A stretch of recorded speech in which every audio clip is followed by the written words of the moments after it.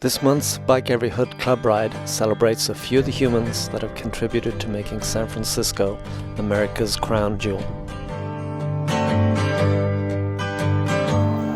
I'm singing this song.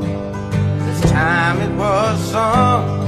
I've been putting it off for a while, but it's hard to find out, 'cause the truth is so clear that I cry when I'm seeing you smile. So goodbye for so long. The road calls me dear, and the tears cannot find me anymore.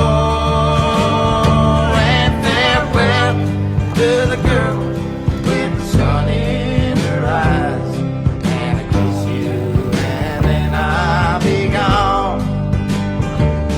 Every time that I try to tell you that we'd lost some magic we had at the start, I would weep my heart when I looked in your eyes, and I searched once again for the spark.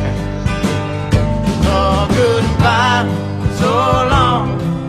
The road calls me dear, and your tears cannot find me anymore. And farewell to the girl with the sun in her eyes, and I kiss you and then I'll be gone.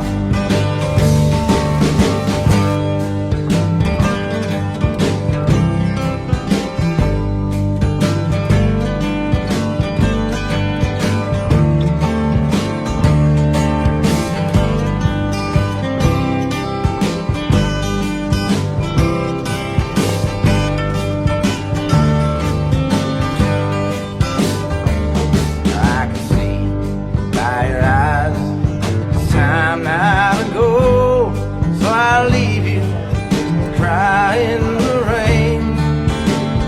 Though I held my hand to keep you all joy, but honey, my heart was not born to be tamed.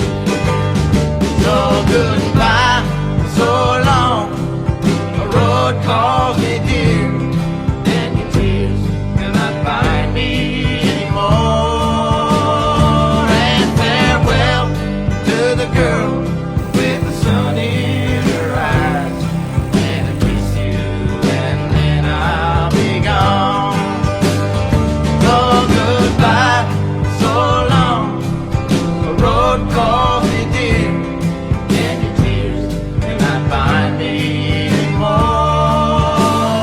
And farewell to the girl with the sun in her eyes, and I kiss you and then I'll be gone.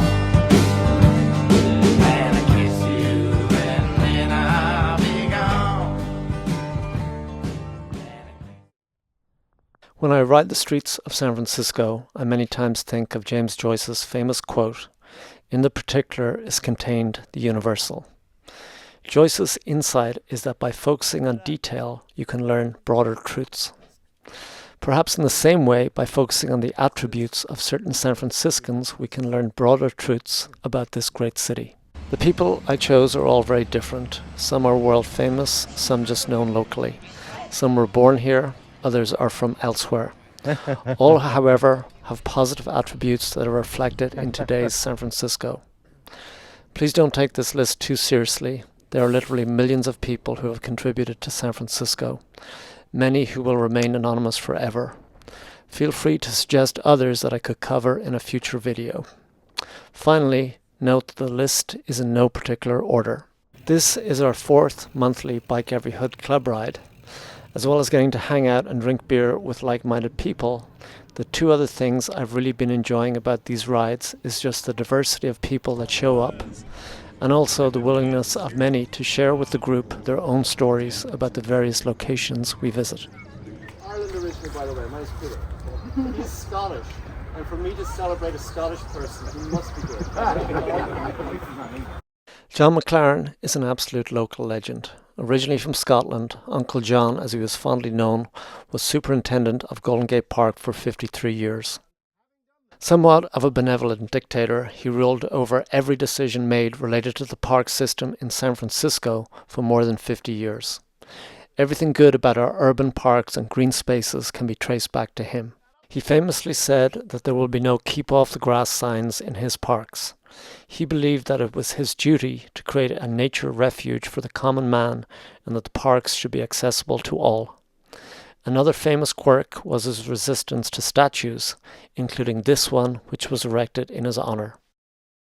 I don't know if this is totally true, but the story goes, the compromise was to hide it back here in the dell without the plinth to make it just vanish, so that you'd have to know and look for it, if you wanted to find it. Cool. That's the story. Thank you so much. I should add that Mark is an actual tour guide. See? There you go. Nice, Mark. Thank you. I came to San Francisco in the mid-90s, not understanding most of the local culture. I remember in 1995 by chance being on Haight Street and seeing all these people openly weeping. It turned out that Jerry Garcia had just died. I personally had no idea. In the more than 30 years since, I've really come to appreciate Jerry and the dead community. I recently attended, with my wife Natalia, who's an actual deadhead, the Bob Weir commemoration at Civic Center. There were thousands of people in attendance, and you could feel the special community that Jerry and the Grateful Dead have built. Jerry is only one of 2 people on my list that was actually born in San Francisco. A native son of the Excelsior, he was the Dead's humble and reluctant leader. 710 Ashbury is known as the Grateful Dead House and was in many ways the epicenter of the counterculture here in the late 60s.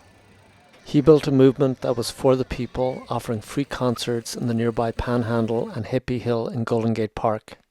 Today, the city of San Francisco celebrates his life every year in August with what's known as Jerry Day. Jerry loved his city and is quoted as saying, "San Francisco was always a place where you could do anything you wanted to do, and no one would bother you. It was a city of live and let live. That's what made this whole thing possible." Harvey Milk, who became known as the mayor of Castro Street, was the conservative New Yorker who was transformed by the city into a trailblazing civil rights activist and California's first openly gay politician. He ran for city supervisor 3 times and won on his final attempt in 1976. His camera store here at 575 Castro became the clubhouse for his political movement, which he created by focusing on local coalitions. He was very aware that his decision to live as an openly gay man put him in danger, but also felt strongly that he had to be an example for others. He was quoted as saying, "If a bullet should enter my brain, let that bullet destroy every closet door." After less than 1 year as supervisor, he, along with Mayor George Moscone, was assassinated by ex-supervisor Dan White. I love the city. I love the people who live here. I love the fact that you can walk down a street and see 10 different kinds of people, and they're all just living their lives. That's what San Francisco is supposed to be. Friedel Klussman, aka the cable car lady, is the reason San Francisco has the last standing cable car system in the world. We are the guardians of the city's beauty. If we don't stand up for it, who will? Politicians come and go, but the hills and the views and the history must remain, she is quoted as saying. By the late 1940s, San Francisco's cable car system had shrunk from 90 miles to less than 10. City officials wanted to replace the remainder with new powerful buses that could tackle the steep hills. The flashpoint became Powell Street, which needed to be repaved before buses could replace its iconic cable car line. This offered a 1-year reprieve, which was enough for the remarkable Friedel to organize the resistance. She rallied mostly female coalitions and wrote to politicians. Can you imagine London without Big Ben? Can you imagine Paris without the Eiffel Tower? Can you imagine New York without the Statue of Liberty? Can you imagine New Orleans without its French Quarter? Can you imagine San Francisco without its cable cars?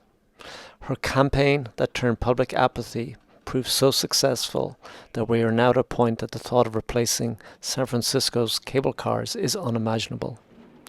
When Klussmann died at the age of 90 in 1986, the cable cars were decorated black in her memory. Emperor Norton was San Francisco's original weirdo and reminds us that this city has always been a place that embraces the unconventional. He arrived here in 1849, but after some initial success, he lost his fortune. He re-emerged as an eccentric who declared himself to be Emperor of the United States and Protector of Mexico. With each new declaration, the People's Emperor, as he was known, became more beloved. Norton walked the streets in his military uniform, greeting his subjects and inspecting his city's public areas. He even created his own currency, which many in San Francisco were happy to accept as payment from this almost penniless emperor. He died here near the steps of Old St. Mary's in 1880. An estimated 30,000 people attended his funeral, one of the largest ever seen in San Francisco. His influence lives on as characters in books authored by Mark Twain and Robert Louis Stevenson. Stevenson's niece, a San Francisco resident, described Norton as follows. He was a gentle and kindly man and fortunately found himself in the friendliest and most sentimental city in the world. The idea being, let him be emperor if he wants to. Thank you all for coming in and honoring the emperor. I pour a little out for him every year, so thank you, Emperor Norton, for inspiring us all. Thank you all for being here, and let your freak flag fly. Thank you, Bill. Lawrence Ferlinghetti is famous for many things. He was the co-founder of San Francisco's famous City Lights Bookstore. The beat poet was also a fierce defender of free speech and was arrested for obscenity after he published Allen Ginsberg's landmark poem Howl in 1956. To me, however, the part of his legacy that I am most thankful for is as a defender of North Beach. If San Francisco is America's crown jewel, then North Beach is San Francisco's. Ferlinghetti understood that once a neighborhood is changed, it is changed forever. He fought to keep developers away, and as a result, we still get to enjoy this special community. Here's 3 of his quotes that are still relevant today. The real San Francisco is a city of small neighborhoods, of wooden houses, and of people who have time to sit in a cafe and talk. We have to fight to keep it from becoming just another high-rise desert. San Francisco has always been a city of dissenters, a city of people who don't want to be told what to do. That's why the beats came here, and that's why the poets stayed. And finally, San Francisco is a city of hills where you can always see the sky, and that's the most important thing. It keeps your head in the right place. Janis Joplin was the singular female rocker who, while she died so young, had such a profound impact on so many people. She was the original Sinead O'Connor, unapologetically raw, vulnerable and defiant. She refused to play the role her recording label expected of her as a female artist. What is particularly interesting about her is that she is one of the few musicians who was drawn here by the Beat generation, but ultimately became an icon of San Francisco's psychedelic rock scene. In 1963, at the age of 20, she hitchhiked here from her conservative hometown in Texas. North Beach back then had a Greenwich Village-type folk scene, and she played in many local coffee shops like this one, which back then was known as the Coffee Gallery. After some issues with addiction, she returned to Texas, only to move back here in 1966. This time she lived in Haight-Ashbury.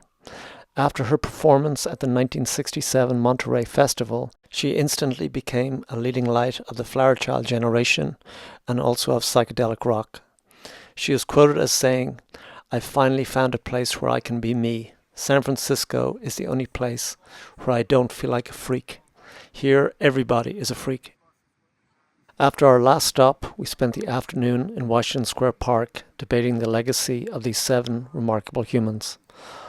All very different, however, tied together by their love of San Francisco and their willingness to fight to keep it special. Join us for an upcoming Bike Every Hood club ride. Please like and subscribe. Thanks for watching.